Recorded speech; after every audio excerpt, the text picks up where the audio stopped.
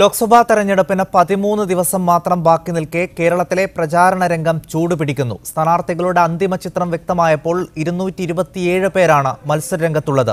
വരും ദിവസങ്ങളിൽ പ്രധാനമന്ത്രി നരേന്ദ്രമോദി, കോൺഗ്രസ് ദേശീയ അധ്യക്ഷൻ രാഹുൽ ഗാന്ധി എന്നിവർ പ്രചാരണത്തിന് കേരളത്തിലെത്തും.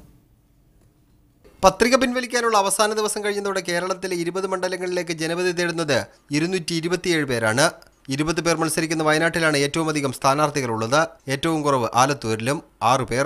കേരള ജനത പോളിംഗ് ബൂത്തിലേക്ക് എത്താൻ 13 ദിവസം മാത്രം ബാക്കിയുള്ളപ്പോൾ തെരഞ്ഞെടുപ്പ് പ്രചരണ രംഗവും ചൂടേറിയതായിട്ടുണ്ട്. ഓരോ ദിവസവും പ്രചരണ വിഷയങ്ങളും മാറി മാറി വരികയാണ്. ബിജെപിക്കും കോൺഗ്രസിനുമെതിരെ ഇടതുപക്ഷം പ്രചരണം നടത്തുമ്പോൾ കേന്ദ്ര സർക്കാരിനും സംസ്ഥാന സർക്കാരിനുമെതിരായ ആരോപണങ്ങളാണ് UDF ഉയർത്തുന്നത്. LDFനും UDFനുമെതിരായ കുറ്റങ്ങൾ BJPയും പറയുന്നു. വരും ദിവസങ്ങളിൽ കൂടുതൽ ദേശീയ നേതാക്കൾ എത്തുന്നതോടെ പ്രചരണ രംഗം കൂടുതൽ ചൂടുപിടിക്കുമെന്ന പ്രതീക്ഷയിലാണ് മുന്നണികൾ. ഈ ആഴ്ച അവസാനത്തോടെ പ്രധാനമന്ത്രി നരേന്ദ്രമോദി കേരളത്തിലെത്തുന്നുണ്ട്.